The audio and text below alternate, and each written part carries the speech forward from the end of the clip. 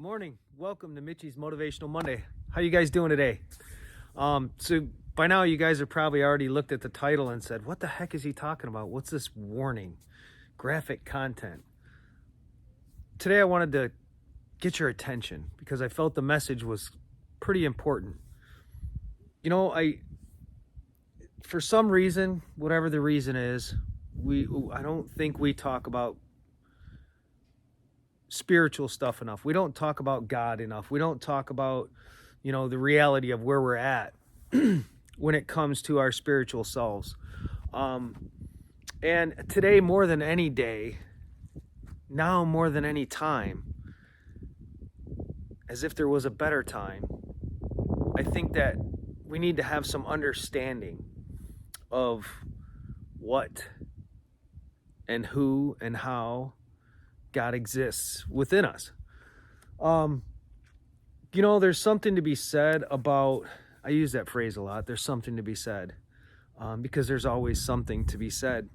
In today's society, in today's world, and all these current events that are happening, the Ukraine and Russia and Canada and soon to be the US, the reality is, guys, we have to see it for what it is. We have to see it for the smokescreen that it is. And if you look at the Bible, in Daniel, it speaks about these things that are happening today. Check it out. Not sure exactly the verse. I should have probably memorized that, but I didn't. I guess you'll just have to go read the book of Daniel. But anyways, it talks about, the North and the South and how not the end of times, but how, God will take back over this earth. It's a battle. We're in a spiritual war. We've said this. I've said this. My friends have said this for a long time. And I think we all understand and realize that that is exactly where we're at. When you look at the conflicts that we're witnessing between Russia and the Ukraine, we only understand what it is that we're seeing. And the reality of what we're seeing is not really reality. Now, I'm not saying there's not something going on there, but what I'm saying is the way it's portrayed in the media, the way it's delivered to you, is with such dramatic effect that it does what? It plays on our emotions. It makes us blind to our critical thinking because we're thinking with our emotions. I've always said emotions have their place. And when it comes to discernment, when it comes to understanding things, emotions don't have their place in that. You have to be able to put the emotions aside and look at it with a critical mind. Anytime I see something, I'm almost like, I have to look at it as a smokescreen first and then delve deep into what it is that I'm actually seeing. Last week, my Cash App was basically shut off.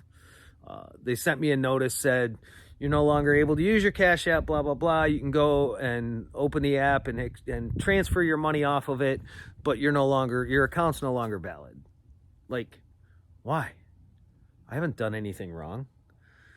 And then today, or yesterday, I should say, because yesterday was Sunday, which is actually today, but today's Monday. So anyways, my friend Litecoin Lisa tagged me in a tweet, and the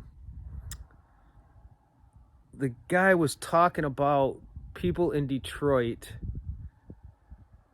and how they weren't able to withdraw money from an ATM. And, how they couldn't take money out of the bank or put money in the bank. A lot of theories to that. Is it because of this whole Russia thing that's going on with the Ukraine? Could be. Is it because of what happened with Canada? Could be. Is it because of the CBDCs that are coming out and that pretty soon the global governments are going to be pushing? Highly likely. Kind of off topic a little bit, if you guys aren't aware of what CBDCs are, you need to educate yourself. You need to educate yourself on what exactly they are. They are not what we know as a cryptocurrency. Totally different. They are programmable money, and it can be programmed in a multitude of ways by the people that control it, the entity. So if you're not already really deep in the crypto sphere, you might want to start looking into it. You might want to start doing some research and understanding what it is that I'm talking about. Okay, but going back, there's a lot of things that are happening in this world. There's, it's funny because we all are patriotic, most of us that live in the United States. We actually care about the United States. We care about our Constitution. We care about our rights. We care about the freedoms. But we not only care about our freedoms in the United States, we really care about the other freedoms of those around the world.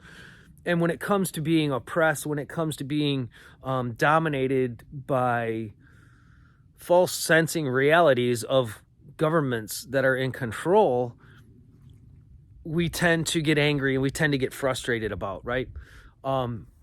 Rightfully so. And, I see a lot of statements being thrown around on Twitter about the United States and, the wars that we've been in. And then I seen this one, it was talking about how these conflicts happened with Obama, they happened with Bush, they happened with Clinton, they happened with George Sr. I mean, all the presidents since George W. Bush have had a conflict, except for one. I don't even need to name his name. We all know who that is. It's the only president since George W. that has not been involved in a conflict. There was always peaceful things happening. Think about that. A lot of things about the Ukraine, a lot of things that we need to understand, but the fact that we can't, and the fact that we don't look beyond social media, the fact that we don't look beyond the media and what they're throwing at us, causes really non-realistic visuals of what's actually happening.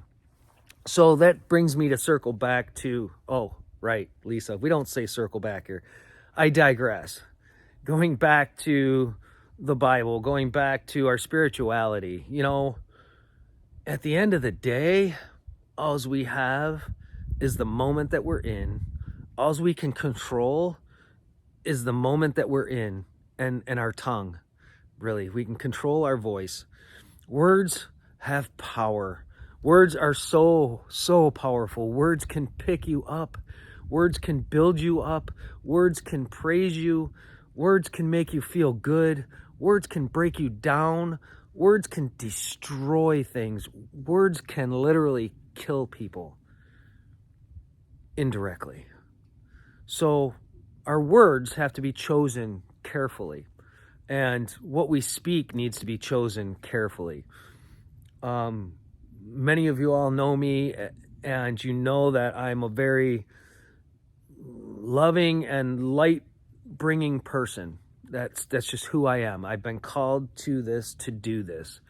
And, I am human, though. I do make mistakes. We all do, right? I am of sin. We're all of sin. So I'm not above any of that. But I've learned forgiveness, and I've learned to know what it is to be forgiven and forgive. So I'm able to continue to take that next step forward because I'm not looking back necessarily at what happened in my past, but I'm looking at what I can improve in my future. I'm looking at what I can improve for today and what I can improve for myself and for those around me for tomorrow. It's the best advice I can give. I mean, wake up every morning, and I've said this before, wake up every morning in the present because it's the gift of today. And relish the fact that we have breath, we have opportunity. When you get out of bed, take that deep breath and just let it out. Do that 2 or 3 times, kind of connect with yourself and tell yourself, no matter what happens, it'll be okay. I seen this thing that said, people are willing to die for their freedoms. And I kind of look at it like death and freedom are kind of one and the same. I'll know both at one point in time, and our true freedom will come upon that later part. That's when we're really free. We really have that freedom. But until then, we live the freedom that we are given by our Creator, that we have this inalienable right to. And above all that, we have love. And that is probably the most beautiful thing that we can still hold on to, that we can all agree on. That when love is involved, things get resolved. Wow, I made a rhyme. So think about that today, guys. I hope this message isn't too long-winded. I hope that you are open and listen to the things that I had to say. And I hope that you find a better place because of it. It's a tough time to be alive right now. And the double-edged sword side of it says it's an amazing time to be alive right now. So find your balance. Know that no matter what happens, everything will be okay. Everything will happen according to plan. And everything that's planned for you will bring you great joy. Not without troubles, but at the end of the day, it will bring you great joy. So trust in that, guys. Have yourselves an amazing week. This is the last day of the month, February, and we're going into a new month, going into a whole new world, so to speak. So enjoy it, make the best of it, have the best week you can, and set that mindset in a positive mindset and enjoy. Until next time, guys, I love you all. Have a wonderful day.